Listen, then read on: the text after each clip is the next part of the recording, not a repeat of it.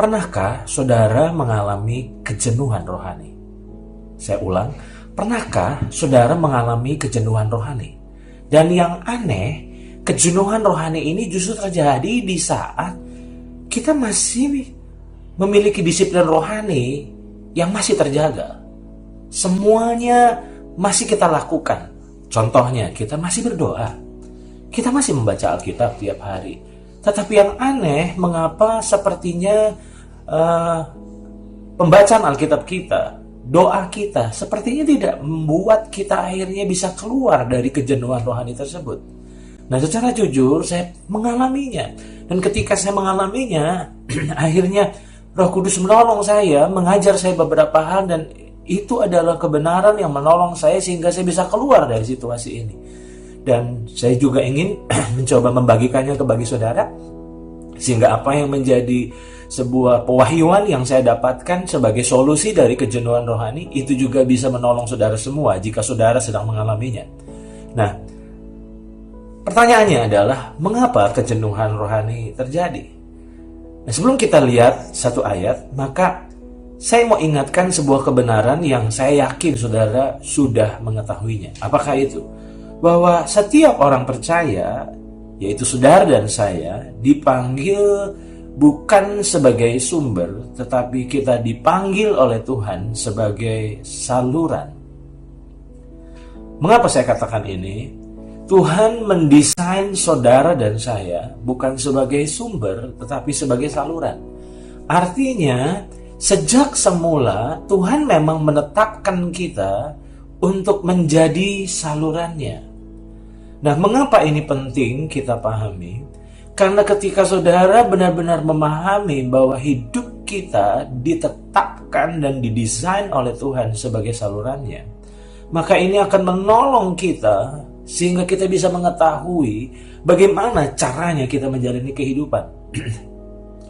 Nah, dalam kesempatan ini saya ingin membagikan dua hal yang menjadi penyebab mengapa ada banyak orang percaya mengalami kejenuhan rohani. Dan dua hal ini juga membuat kita jadi tahu bagaimana solusinya. Yang pertama, kita akan membaca di dalam Injil Yohanes pasal 7 ayat yang ke-38. Saya ulang, Injil Yohanes pasal yang ke-7 ayat 38. Saya akan membacakannya bagi saudara. Barang siapa percaya kepadaku, seperti yang dikatakan oleh kitab suci, saya tertarik dengan kalimat berikut ini. Dari dalam hatinya akan mengalir aliran air hidup. Mungkin kita berkali-kali membaca ayat ini, tetapi izinkan Roh Kudus menyingkapkan dan memberi sebuah pengertian dari ayat ini bagi kita.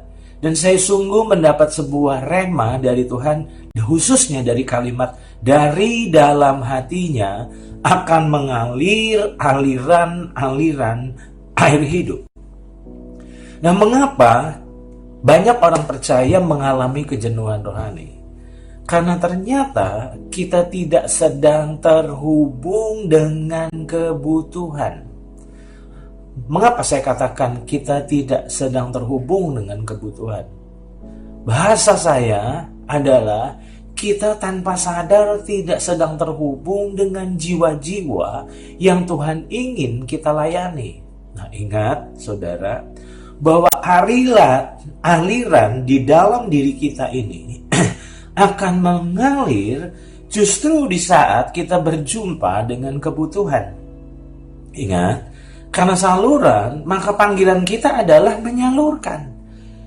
Di saat kita terputus hubungan dengan jiwa-jiwa yang kita layani, maka semua aliran yang dalam diri kita itu akan jadi terhenti. Coba, saya mau ajak untuk saudara renungkan hal ini. Pernahkah saudara mengalami justru di saat kita melayani seseorang? Contohnya, kita sedang mengkonseling seseorang yang bermasalah. Di saat kita mendengar masalahnya, kita mendengar keluh kesahnya, dan saat kita berdoa kepada Roh Kudus, dan yang aneh, ada hal-hal yang justru mengalir dari diri kita Dan kita sadar betul bahwa itu bukan berasal dari otak, bukan berasal dari otak kita.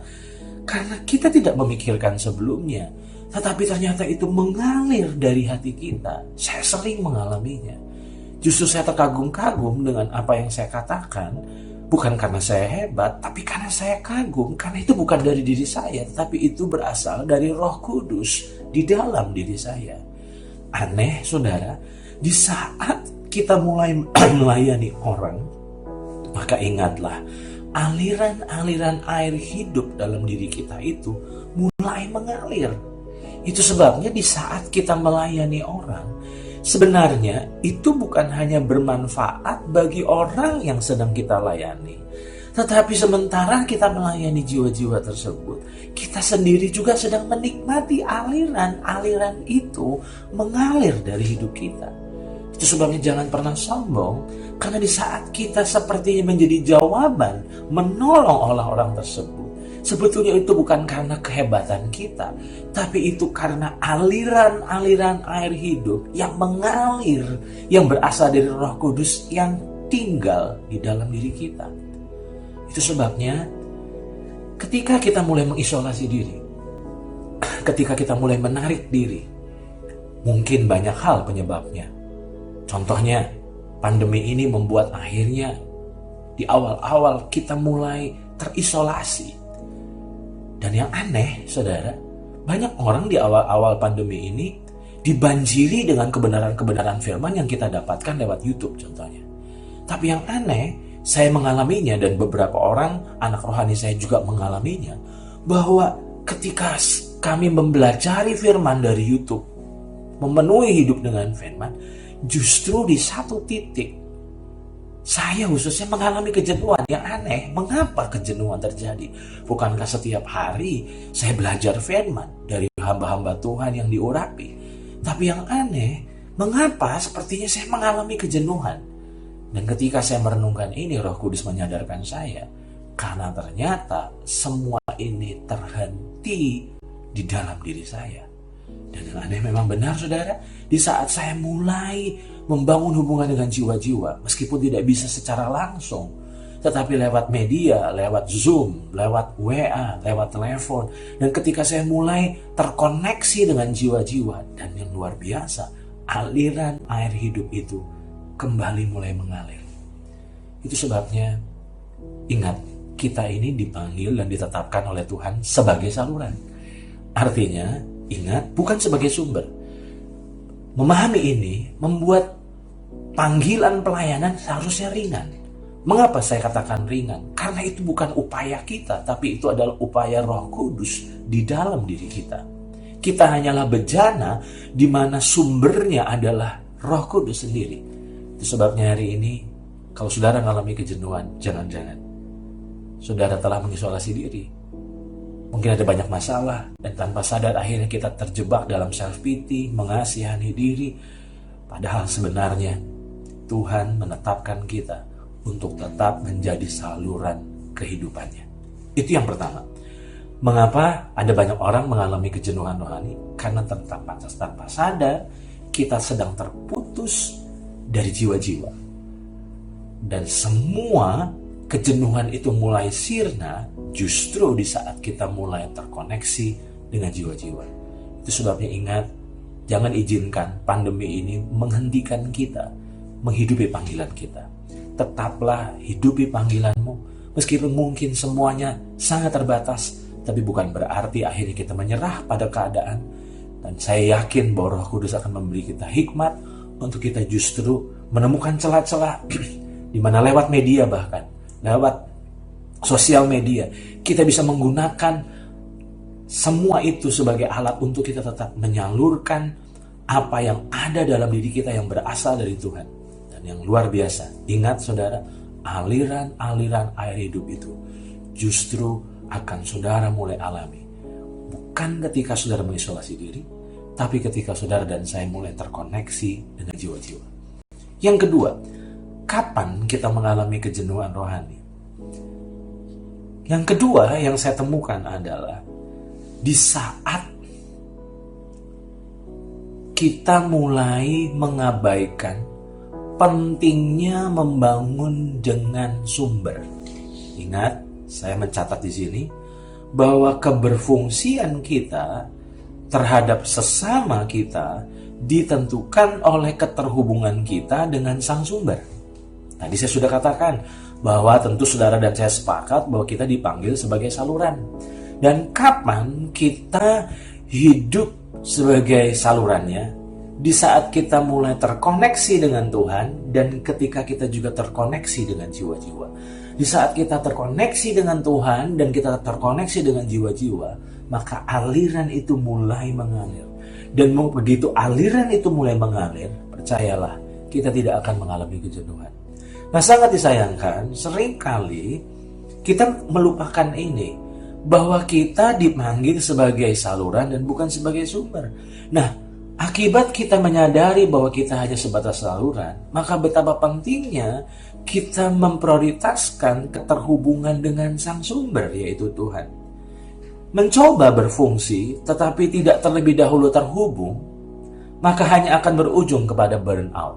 Saya ulang, mencoba berfungsi, menjadi berkat bagi sesama, melayani jiwa-jiwa, tetapi tidak terlebih dahulu terhubung, maka ini hanya akan berujung kepada burnout.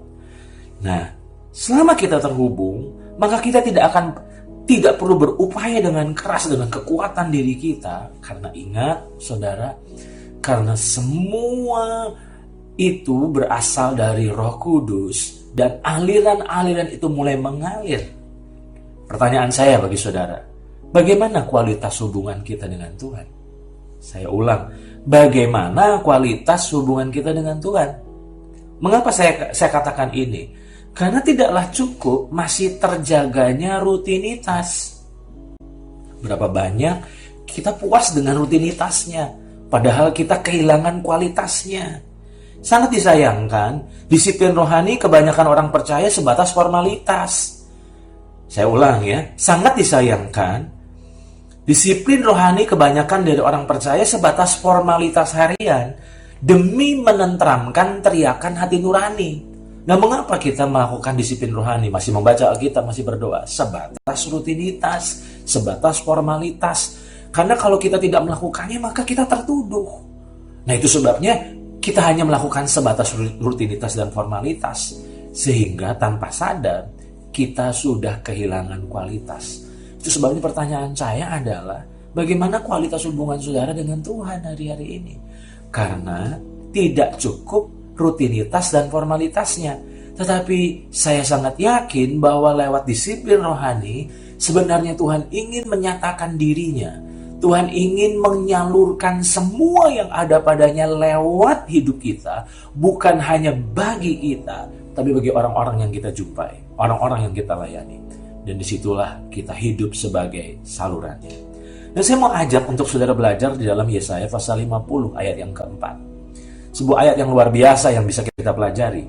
Saya akan membacakannya dari Yesaya pasal 50 ayat yang keempat. Firman Tuhan berkata, Tuhan Allah telah memberikan kepadaku lidah seorang murid. Saya tertarik dengan kata ini. Tuhan Allah telah memberikan kepadaku lidah seorang murid, supaya dengan perkataan aku dapat memberi semangat baru kepada orang yang letih lesu. Setiap pagi ia mempertajam pendengaranku untuk mendengar seperti seorang murid. Saya ulang. Tuhan Allah telah memberikan kepadaku, saya tertarik dengan ayat ini. Saya pikir seharusnya ayat ini berkata Tuhan Allah telah memberikan kepadaku telinga seorang murid. Tapi yang aneh, ayat ini berkata Tuhan Allah telah memberikan kepadaku lidah seorang murid, supaya dengan perkataan aku dapat memberi semangat baru kepada orang yang letih lesu.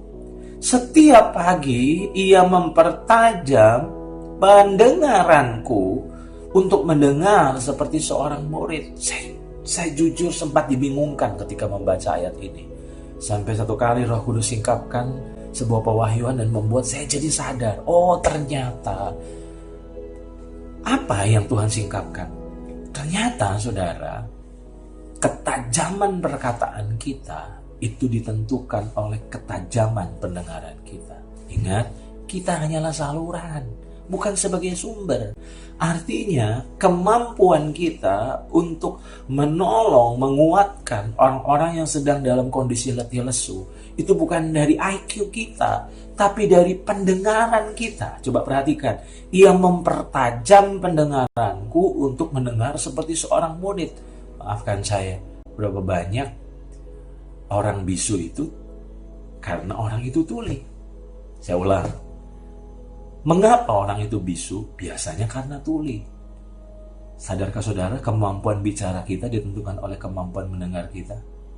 Nah, itu sebabnya hari-hari ini kenapa ada banyak orang bisu rohani. Kita tidak bisa menyuarakan kebenaran. Kita tidak bisa menyuarakan hati Tuhan. Karena ternyata kita tuli rohani. Dan saya mau katakan kepada saudara, Tuhan sebenarnya ingin mempertajam pendengaran kita setiap hari. Perhatikan, saya akan coba bandingkan dalam terjemahan firman Allah yang hidup.